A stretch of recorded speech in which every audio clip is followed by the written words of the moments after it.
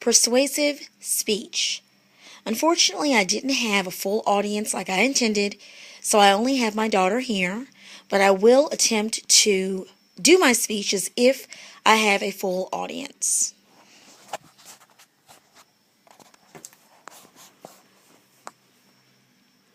Childhood obesity has more than doubled in children and tripled in adolescents in the past 30 years.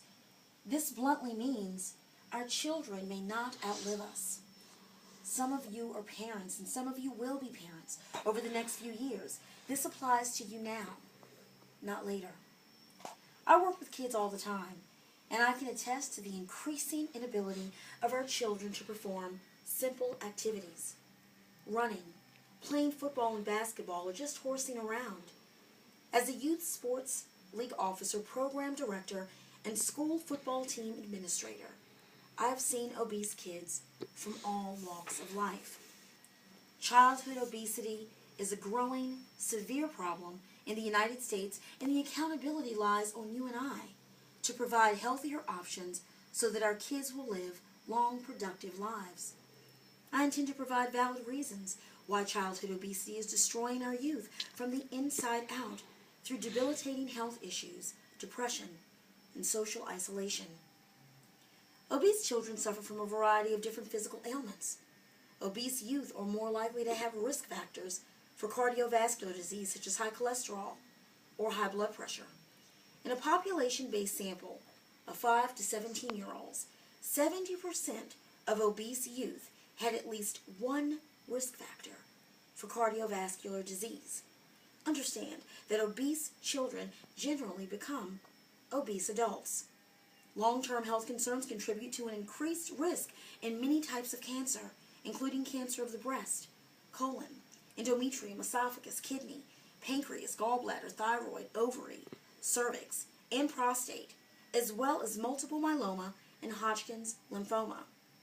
Obesity creates emotional strain and depression in today's youth. We all remember the fat kid in school. Now think about it. Was that kid the happy one? Did that kid have all the friends and popularity? Of course there are exceptions, but generally we all know that kid. In some instances, we were that kid.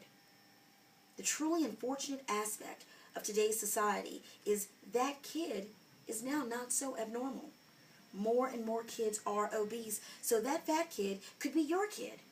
In 2010, more than 1/3 of children and adolescents were overweight or obese. Depression and obesity perpetuate each other.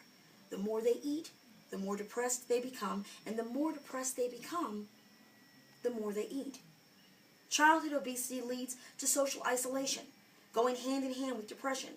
Children that are obese tend to be more socially isolated than normal kids. Researchers found that kids who were obese, compared to their classmates at ages 4 and 5, were up to 20% more likely to face difficulties in their peer relationships by ages 8 or 9 than normal weight kids.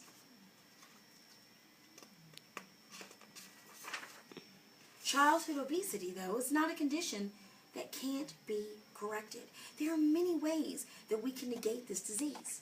First, parents need to learn to make healthier, nutritional meals and to be more aware of what they are buying and what their kids are eating. They also need to make sure that food is not an underlying crutch for a much deeper rooted problem. The simplest fix is getting out and doing something. We need to get our kids moving, whether it be recreational sports or just taking the time to go to the park together to play some kickball. We need to modify our lifestyles so that our kids learn better habits and benefit from them. Last but not least, let's start planning our meals in advance. One of the primary reasons we end up at McDonald's is out of sheer convenience. We need to plan healthy meals throughout the week so that fast food is not the everyday thing, but rather the once or twice a month thing. In closing, childhood obesity may be one of the greatest undercover epidemics to affect our kids, but it is up to us to provide a better environment to combat this plague. You and I have the power to make a difference in the lives of our children and others. Encourage your kids to go outside. Advocate it. Set the example by demonstrating a healthy lifestyle yourself. Let's learn to be healthy again. Let's show our children how to take control of their lives. Because because it starts with us. What type of role model are you going to be?